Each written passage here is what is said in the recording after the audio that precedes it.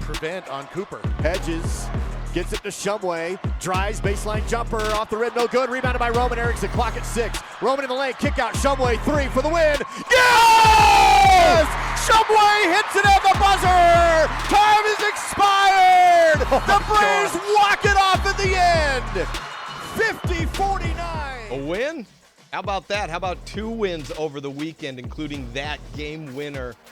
They did put a little more time on the clock, but you guys know how it ended. Star Valley wins and goes to 2-0 in region.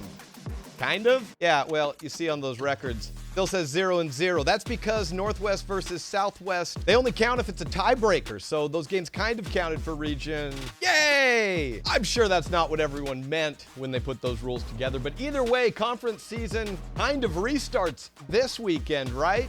You know, in Wyoming, they always like to talk about... You always look at 3 seasons, as we always talk about. You have your preseason, and you have your regular season, and you have your postseason. But when you're in the Western Conference, it's kind of like you've got preseason, a little more preseason. Conference, maybe? Conference for sure. Preseason, not if we're tied. In the words of a wise man. Bring your brooms, because it's a mess. But hey, the rules is what the rules is. 6 games, including tomorrow's game against Evanston and the follow-up against Riverton, will determine 33.33% of Star Valley's regular season fate. Now, Evanston and Star Valley, as Dal Erickson will let you know in the Records Watch tomorrow, very familiar on the basketball court. So you could say these teams know each other pretty well. You could say everyone in Wyoming is fairly aware of Evanston basketball, but in case you're not quite sure what I'm referring to, on last week's show, I invited Lex Cornea, a former Evanston Red Devils head coach, now with the Rich Rebels in Utah, to talk about the Kelly Walsh offensive system under Coach Roden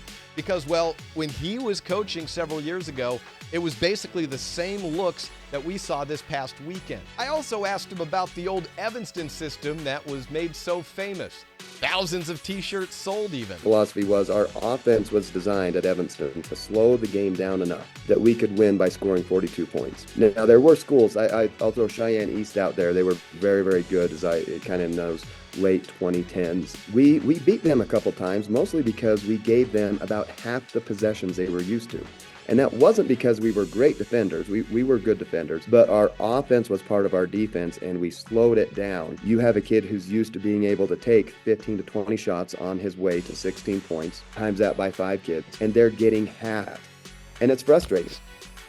Oh, sorry. Maybe I shouldn't tell you this about myself, but back in the day, I used to be the Red Devils play-by-play person. What Coach Lex was just telling me was how I used to fall asleep at night. They were repetitive. It was always the same offense. 5 head coaches over a 20-plus year period, and the Tulsa high-low offensive scheme of Bill Self reigned supreme in Southwest Uintah County. So much so that you might just expect tomorrow's game to be a slogfest, but that's not the case. And the fact that this isn't more known, I think just goes to show how notorious Evanston is for slowing down the basketball. But under new head coach Rob Watsabaugh and prior player development coach at the University of Wyoming, came onto the scene in 2021, and since then, we've seen a hard reset in the Evanston brand of basketball. All right, so they're not the old Evanston team. What are they? Well, to start things off, they're led at the post position by a dynamic hub player named Clayton Cook, a senior on the team. He's just a tough guard for anybody because he is so multidimensional. He's a good shooter, and as he gets his rhythm better, you'll see, a lot more perimeter shots falling for him. He's really good off the dribble. He takes some unorthodox shots sometimes, but he's skilled enough to do it. And then if he has someone small enough on him, he's really good on the low block too.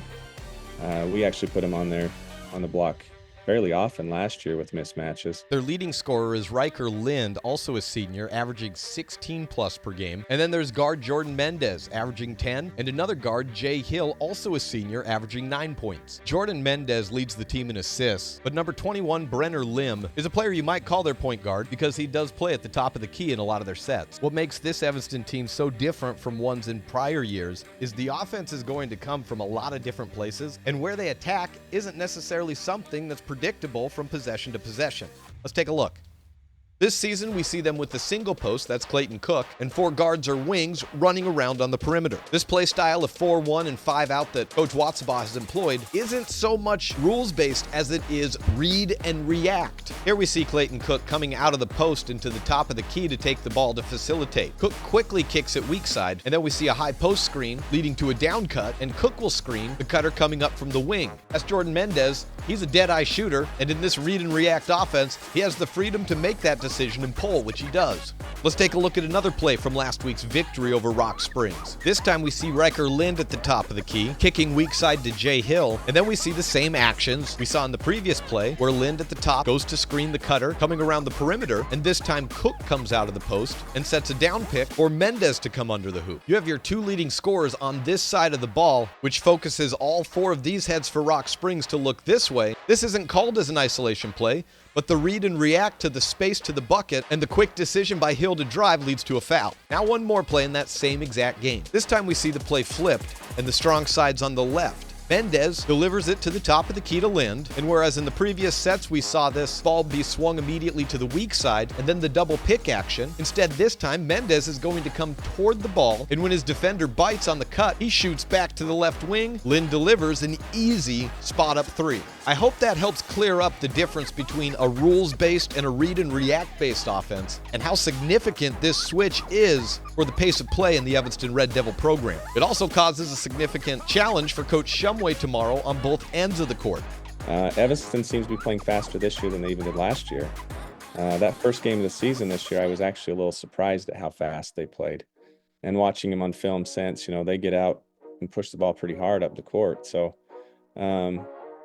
should make for entertaining basketball, Thursday. Both teams want to get up and down the court. And I guess it's a matter of which team transitions better on the defensive side and limits those transition points. They're different this year because another year of experience. Now they're seniors. The confidence just changes, and so they play more confident. On the flip side, they're a good defensive team too, so they really make you work getting through your stuff to try to get buckets. I'm kind of curious, to be honest, because we were not full strength either when we played them.